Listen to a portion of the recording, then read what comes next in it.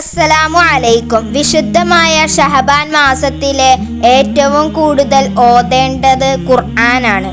വിശുദ്ധമായ ഖുർആനിൻ്റെ മുഴുവൻ രഹസ്യങ്ങളും ഈ രണ്ട് ആയത്തിൽ അല്ലാഹു തആല കൊണ്ടുവന്നിരിക്കുകയാണ്. അല്ലാഹുവിൻ്റെ ഇസ്മുൽ ആളം അടങ്ങിയിട്ടുള്ള ആയത്താണ്. നബി സല്ലല്ലാഹു അലൈഹി വസല്ലമ തങ്ങളുടെ വിശേഷണങ്ങൾ അടങ്ങിയിട്ടുള്ള ആയത്താണ് ഇത്. ഈ രണ്ട് ആയത്തുകളെ കുറിച്ചാണ് ഇന്നത്തെ ക്ലാസ്സിൽ പറയുന്നത്. ഇൻഷാ അല്ലാഹ്. അല്ലാഹു തൗഫീക്ക് നൽകട്ടെ. മുത്തുനബി സല്ലല്ലാഹു അലൈഹി വസല്ലമ തങ്ങളുടെ നിരവധി വിശേഷ ഗുണങ്ങൾ ഈ രണ്ട് ആയത്തിൽ അല്ലാഹു തആല പറഞ്ഞിരിക്കുന്നു. ഖുർആനിലെ മുഴുവൻ രഹസ്യങ്ങളും ഈ രണ്ട് ആയത്തിലൂടെ അല്ലാഹു പറഞ്ഞിട്ടുണ്ട്. നിസ്കാരമില്ലാത്ത ഉമ്മമാർക്ക് പോലും ഓതാൻ കഴിയുന്ന നിരവധി പ്രത്യേകതകളുള്ള 17ഓളം പ്രതിഫലങ്ങളുള്ള നന്മ കാത്തിരിക്കുന്ന ആയത്താണ് ഇത്. ഓതാൻ നമുക്ക് എല്ലാവർക്കും അല്ലാഹു തൗഫീക്ക് നൽകട്ടെ. ആമീൻ. പരിശുദ്ധമായ ഖുർആൻ ഇറങ്ങിയ രാത്രി എന്നാണ് ബറാഅത്ത് രാവിനെ കുറിച്ച് മഹാന്മാർ പറയുന്നത്. വിശുദ്ധമായ ഖുർആനിലെ സൂറത്ത് ദുആനിലൂടെ അല്ലാഹു ഇത് പറയുന്നുമുണ്ട്. വിശുദ്ധമായ ഖുർആൻ ഇറങ്ങിയ രാത്രി എന്നാണ് ചില മഹാന്മാർ പറയുന്നത്. ഖുർആനിൻ്റെ മുഴുവൻ കാര്യങ്ങളും ഉൾക്കൊള്ളിക്കപ്പെട്ടിരിക്കുന്നത് ഈ രണ്ട് ആയത്തിലൂടെയാണ്. ഈ രണ്ട് ആയത്തുകൾ എപ്പോൾ ഓതിയാലും അല്ലാഹു പ്രതിഫലം കൊടുക്കാതിരിക്കുകയില്ല. അത്രയും നേട്ടമുള്ള രണ്ട് ആയത്തുകളാണ് ഇന്ന് പറയുന്നത്. ഇന്നത്തെ മഗ്‌രിബിന് മുമ്പ് എത്രയാണോ ഓതാൻ കഴിയുക അത്രയും ഓതുക.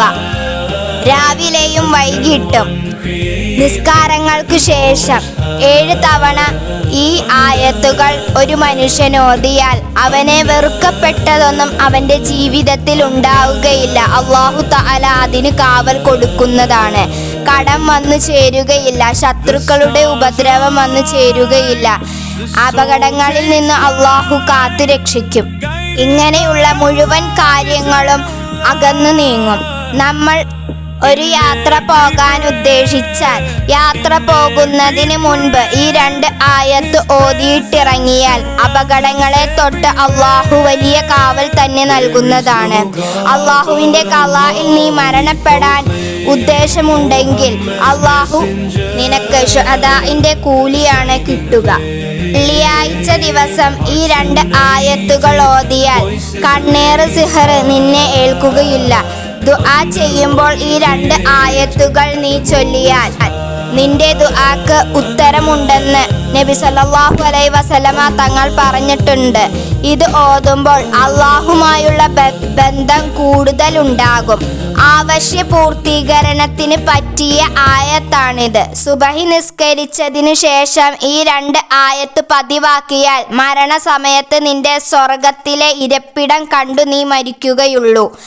കിടന്നുറങ്ങുമ്പോൾ നീ ഈ രണ്ട് ആയത്തുകൾ ഓതിയാൽ ദുസ്വപ്നങ്ങളിൽ നിന്നും അല്ലാഹു നിനക്ക് കാവൽ തരുന്നതാണ്. ഉറക്കത്തിലെ മരണത്തിൽ നിന്നും നിന്നെ രക്ഷിക്കും.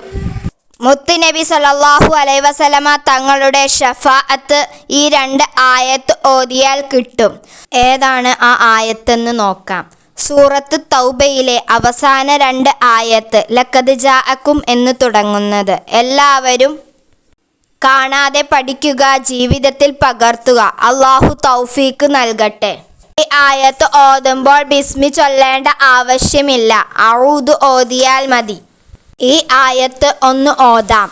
قد جاءكم رسول من أنفسكم عزيز عليه ما عنتم حريص عليكم بالمؤمنين رؤوف رحيم فإن تولوا فقل حسبي الله لا إله إلا هو عليه توكلت وهو رب العرش العظيم.